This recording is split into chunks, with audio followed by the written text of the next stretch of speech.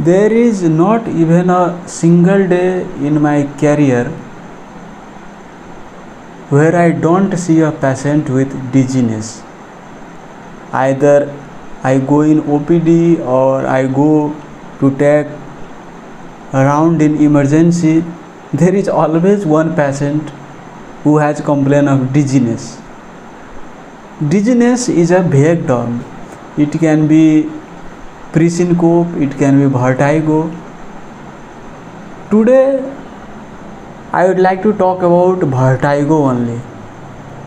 So vertigo means a sensation of spinning, a spinning sensation that a person feels in his head. So what causes this spinning sensation? You have to understand the pathway, vestibular pathway. You know, from the vestibular organ,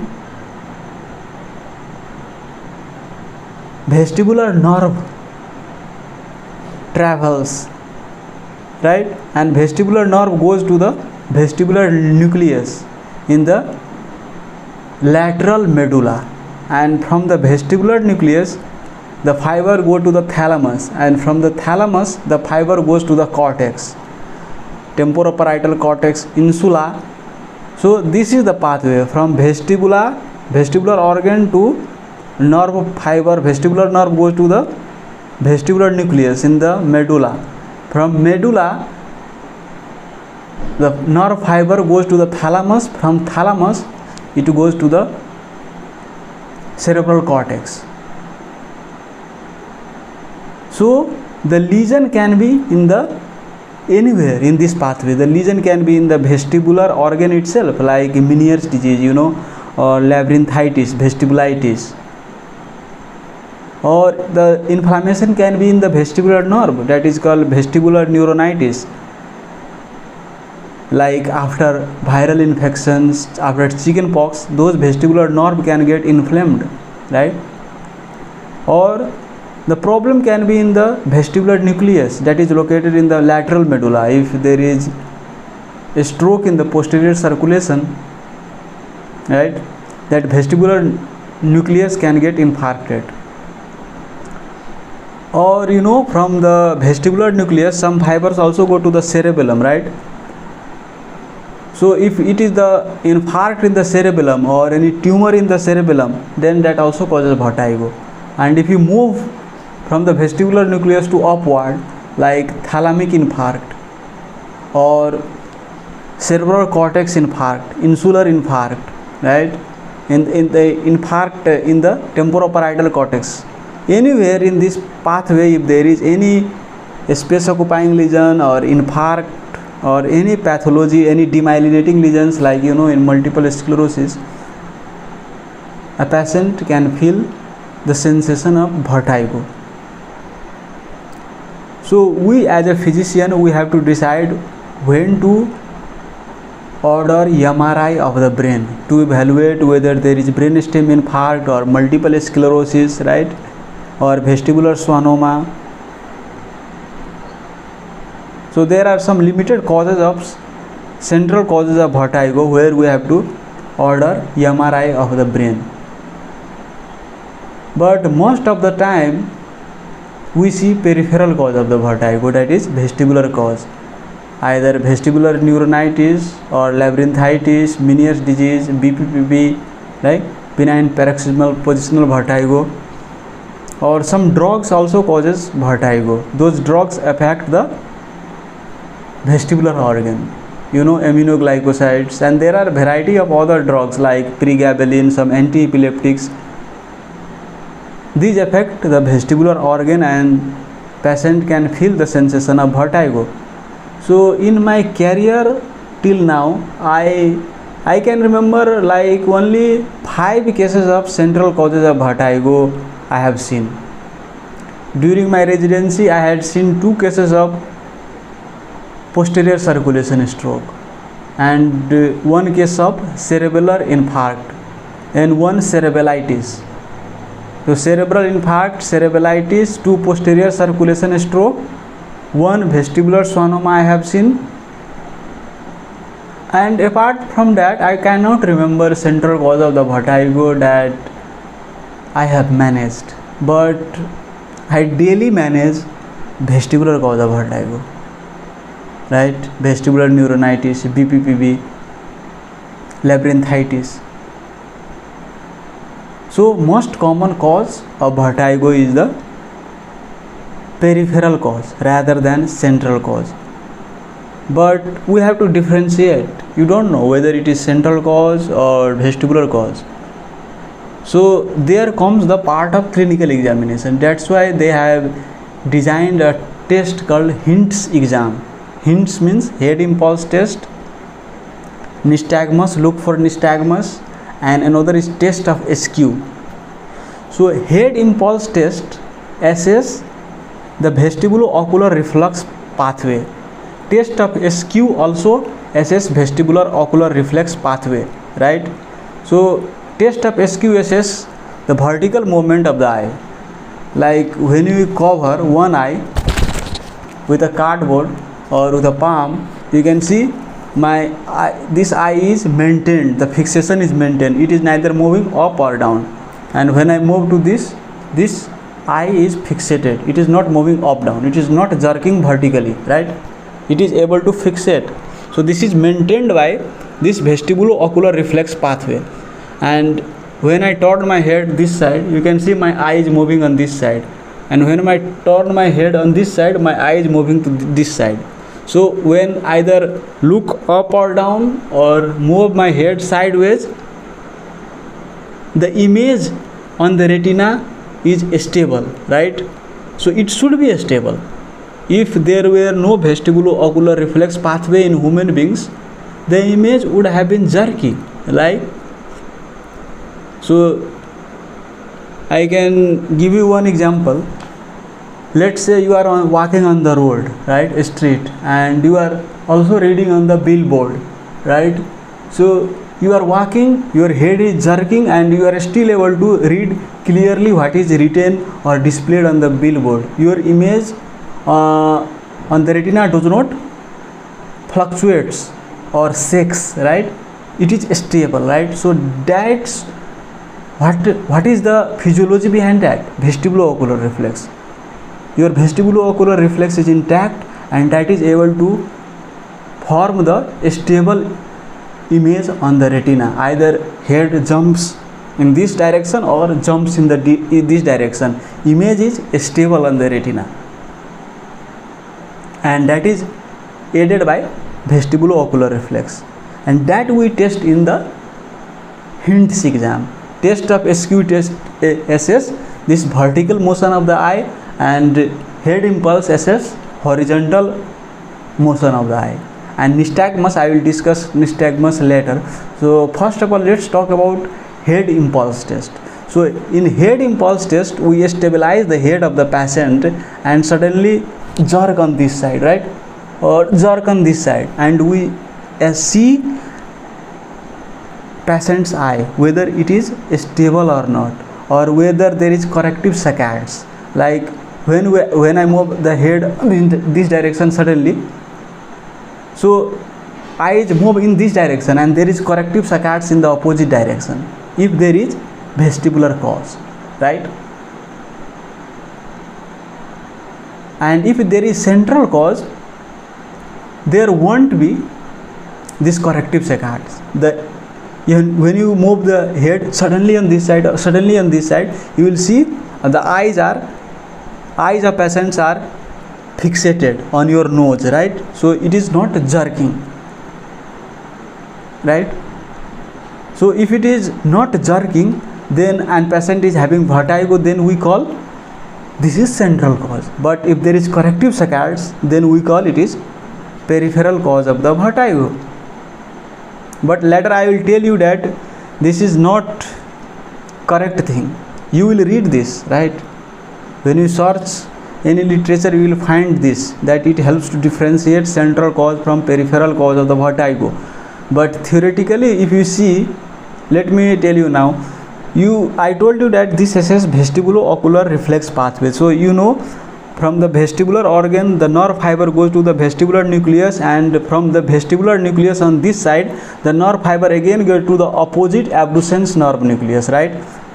So when I move on this side, what happens that this side vestibular nerve gets stimulated and it fires and it sends signal to the this side vestibular nucleus, and from vestibular nucleus on this side information or electricity travels to the opposite side abducens nucleus, right?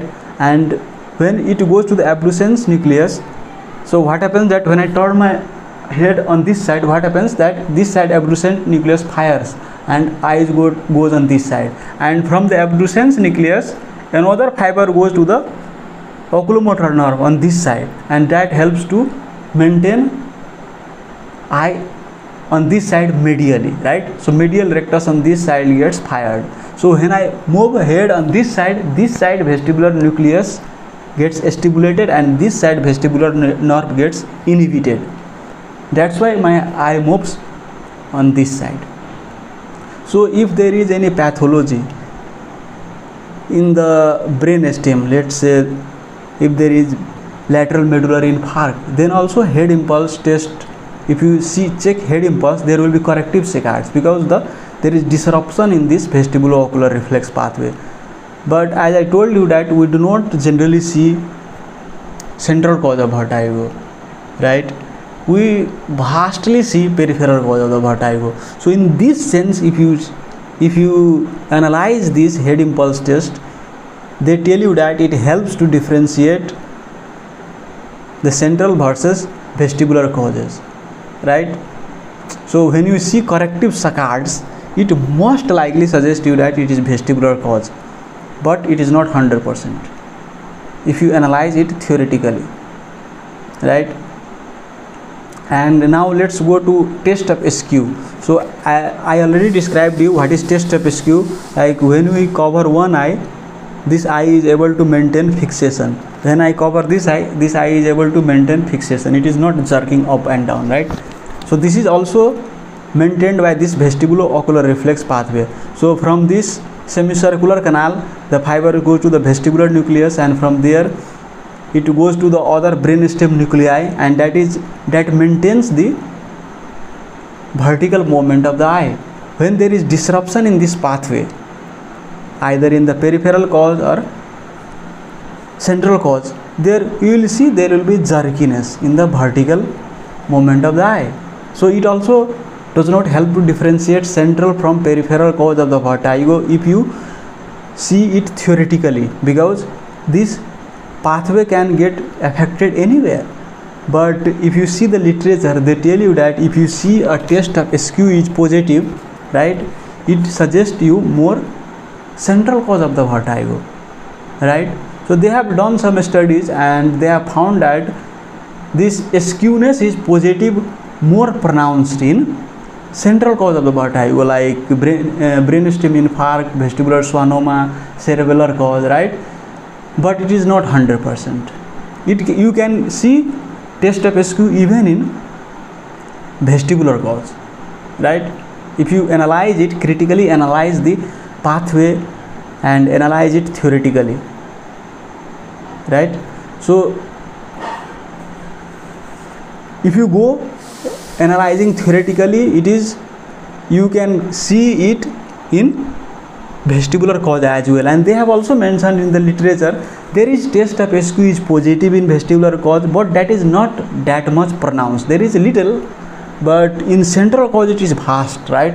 So eye jerks vastly in central cause of the vertigo. So if you see a skew deviation of the eye, it suggests you central cause, and if you see corrective saccades on horizontal movement of the head, on linear acceleration of the head, it suggests you peripheral cause of the vertigo, right? Now let's talk about nystagmus. So what is the characteristics of nystagmus in peripheral cause versus central cause? So in peripheral cause of the vertigo, nystagmus you find generally it is horizontal. When you see vertical nystagmus, it points more towards central cause of the vertigo. So generally it is horizontal, or it can be rotatory nystagmus as well in peripheral cause, right? But when you see vertical nystagmus, it points more towards central cause. And there is fatigability of nystagmus in peripheral cause. Like when you do repeatedly check nystagmus, it will disappear. So it suggests you peripheral cause. But if it is central cause, nystagmus, there will be no fatigability. You will be able to elicit nystagmus as much you test it, right? And another thing is that in peripheral cause of the vertigo, nystagmus is generally suppressible with fixation. If you tell a patient to fixate on any object, then that nystagmus will disappear. But in central cause, nystagmus does not disappear with fixation, right? So I told you horizontal nystagmus is more suggestive peripheral cause, right? And vertical nystagmus suggests you more central cause. Vertical more central cause, and horizontal nystagmus more peripheral cause of vertigo. And when there is changing bidirectional nystagmus, right?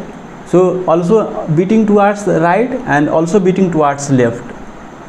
So it might beat to the right when looking to the right, and it might beat to the left when looking to the left. So if you see this nystagmus that is changing in direction, it suggests you central cause of the vertigo, right? And they have done multiple studies, and they have found that Hind's exam is very useful in differentiating vertigo, whether it is central cause or peripheral cause of the vertigo, right? I generally test in almost all patients with vertigo this Hind's exam, and I have also found it useful according to my personal experience. So this has helped me, this Hind's exam has helped me to decide whom to order MRI of the brain, whom to evaluate for central cause, right? And talking about clinically, I like to give you some hints that suggest you, that helps you differentiate central from peripheral cause of the vertigo. If it is associated with hearing loss, tinnitus, it suggests you peripheral cause, right? Because when there is inflammation in the labyrinth, there can also be tinnitus, there can be hearing loss, right? But it may not be there. It may be isolated vertigo in vestibular cause as well. But I am telling you generally, right? More often, right? So hearing loss, tinnitus suggests you more towards peripheral cause of the vertigo. And when there is gross ataxia, patient has difficulty walking, right? Difficulty walking, it is swinged either to the right or left side. It suggests you more towards central cause. You have to evaluate, you have to do cerebral examination, right? And order MRI of the brain. In peripheral cause of vertigo, patient does not feel so much disturbed, right? It is not so much hampering his daily life. But in central cause, it is very disturbing to patient. I can remember one lady whom I had admitted. She had even difficulty walking. She was not even able to stand on her own. That much imbalance she had in posterior circulation stroke, right? But in peripheral cause of the vertigo, patient can walk fine, right? He or she does not feel so much functional impairment in his daily life. The patient may tell you that I feel vertigo, but it does not hamper much